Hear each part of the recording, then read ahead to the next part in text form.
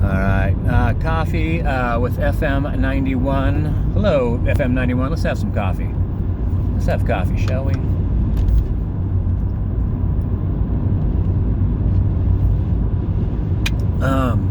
You asked me, FM, do you feel the hermit lifestyle truly makes you happy? Man in the mirror moment, don't get angry,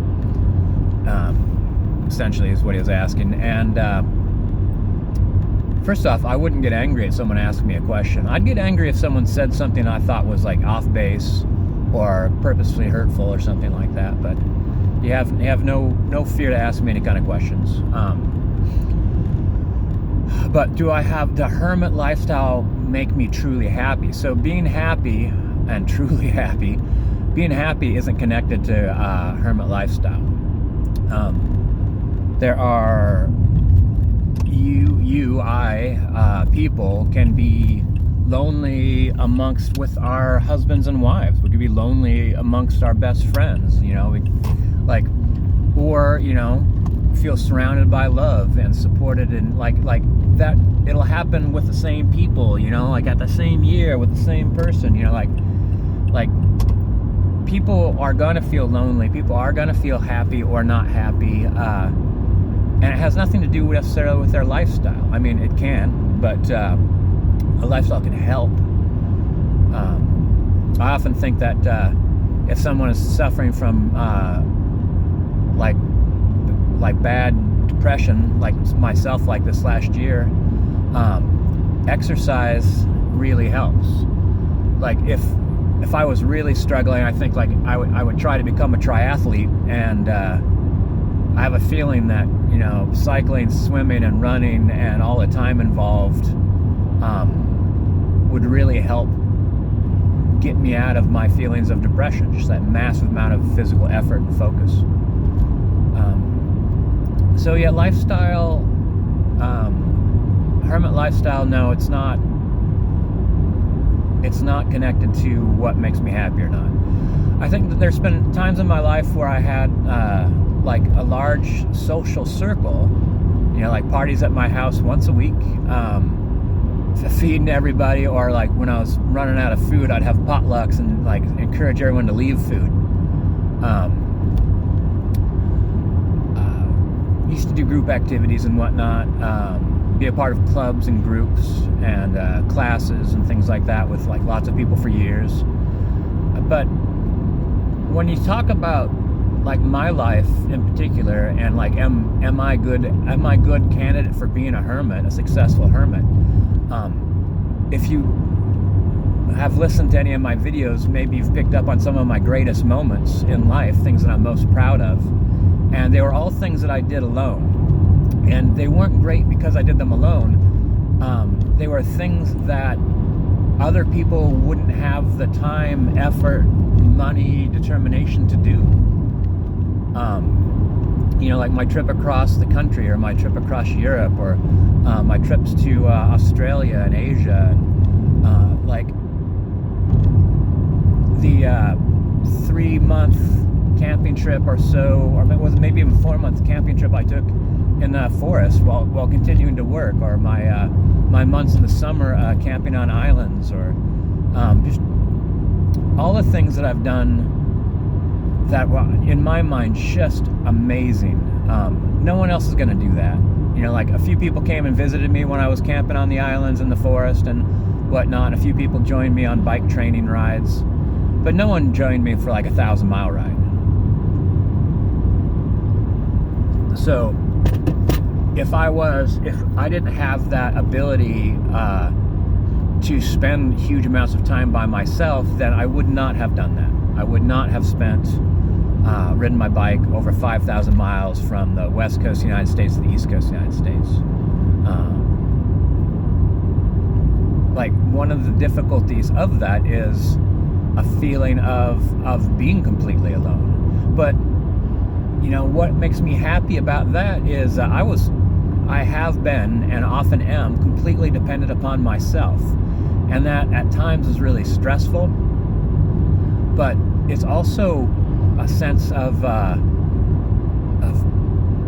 super the confidence that that builds up over time. When I think like, oh my God, can I do this? And I think back to other things that I was able to do, and I fail sometimes, but I keep trying after I fail, and I succeed sometimes too. So it just like I think my ability to be a hermit is one of my strengths, and I don't think it's necessarily connected to me being happy, but because I am able to do that kind of thing, I'm able to find some happiness while being who I am. Like I live alone, and sometimes I'm really conscious of if someone was with me, someone lived with me, there would be a lot of different things that would improve in my life. And some things I barely would notice. Like there was just this last weekend, speaking of being happy, I really started missing Aquila, and I was just crying off and on all day. And it wasn't bad. It wasn't like it used to be last year. But just every once in a while, it just hit me, like every couple hours, and I had to stop and take some time. And I think if somebody was in my house at that time, if I lived with somebody, even if it was roommates, they'd say, hey, let's get you out of the house. Like, let's go take a walk at the park, or like, let's go down to the burrito place and get something to eat. Like, because maybe part of that sadness was I hadn't eaten all day. So,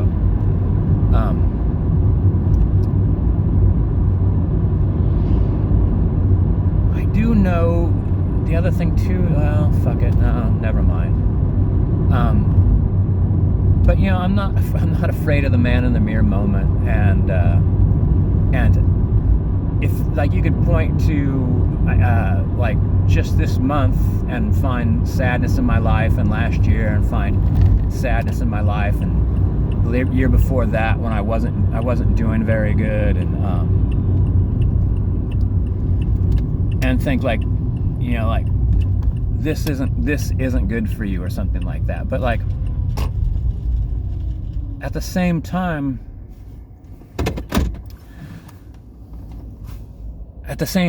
during this January, I've gone out and done some fun things, and I've started to get involved in some things that I believe like are going to bring me a certain amount of like joy and happiness.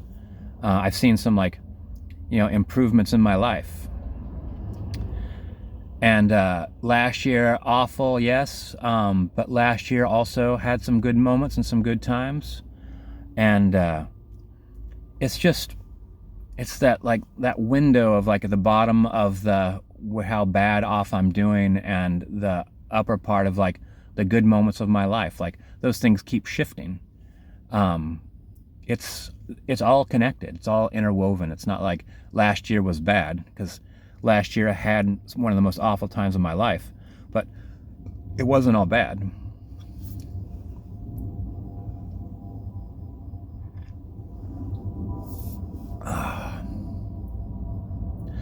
I think sometimes of all the different things that you could do, that I could do, all the different ways to be, I think sometimes you just have to pick a couple of them that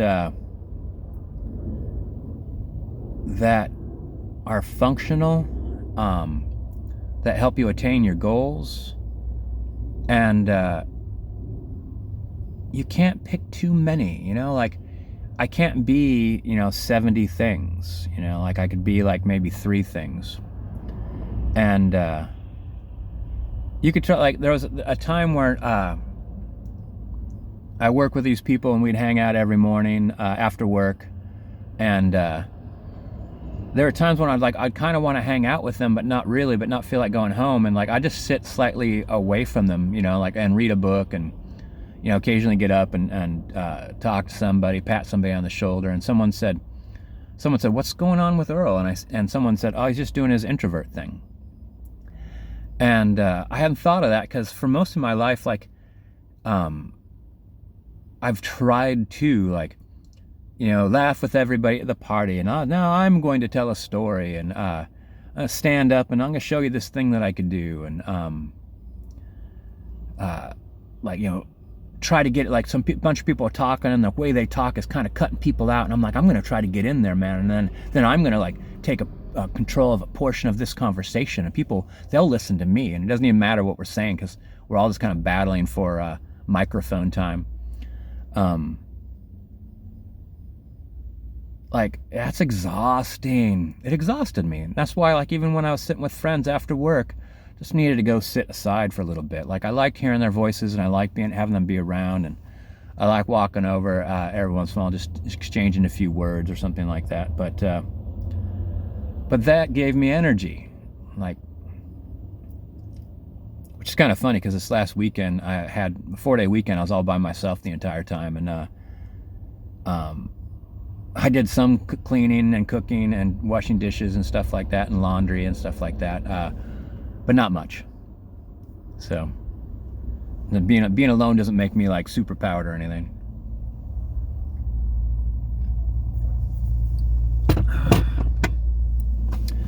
So yeah, being a hermit works for me. It just does. I think that one of the downsides is that I could go long periods of time without talking to anybody, and I just noticed that, like, if I haven't talked to anybody for like a couple months, that it's difficult for me to have a kind of fluid, relaxed interaction. Like, it becomes so rare that I kind of flub it. Like, I was hanging out with my friend this last week, and I was really easily distracted, and I had like way too many things to say, and I told them a couple things that I'd told them over and over again before, and I realized it afterwards. I was repeating myself, and you know, like, because being social is a skill, and the more hermit you are, the more you lose that skill. And also, like, it kind of reinforces itself. There's negatives to it as well. Like, I wanted to go get some fruit and vegetables from the store by my house, and I had 4 days to do it, man, and I didn't do it. Just the idea of getting in there and seeing all those, like, shut down faces and shuffling, kind of like scanning behavior. Like, there's like walking up and down aisles, like, they're not looking for the pasta, they're just looking, you know, like, oh, maybe I'll get some of this, you know, like, they're out to buy food, you know, and while they're there, they're just looking around. They're going down every aisle to see, like, oh, I guess I could get some potato chips. Watching a huge amount of people do that is kind of disturbing for me. That is. So yeah, the answer is kind of like no answer. The answer is like, I wouldn't call myself truly happy. I think that I do my best to be as happy as I can. I have a job that pays me enough to pay a mortgage for a house that I live in by myself. I have a relatively nice car. It's paid off. I can do what I want. You know, at the end of, like, when I'd get off work some nights and go like, geez, I'm just going to go to the mountain, or I'm just going to go to the coast, and just go, you know, like, don't need to check with anybody or make any plans or any kind of thing. I could just, like, do the things that I feel like I want to do at the spur of the moment. And on the flip side of that, yeah, I could totally see the benefits of having people really close to me in my life, like if I'd gotten married or something. But that didn't happen. As you get the kind of life that you get, and you do the best with it that you can. And but you got to be aware of the pitfalls of the way that you do live your life. Like, for instance, this weekend I got a little bit too drunk, and I didn't realize it because I was just sitting there by myself watching movies and stuff like that.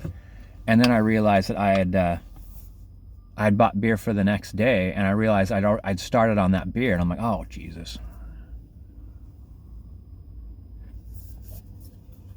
So yeah, I wasn't paying attention. Same thing happens with food. Like, sometimes I realize I haven't eaten, or I was like looking at my water bottle and there was like gunk in it, and I'm like, oh man, when's the last time I drank water? Oh no. Anyway, I'm doing the best I can, buddy. It's a good question. You don't have to worry I'm gonna get angry.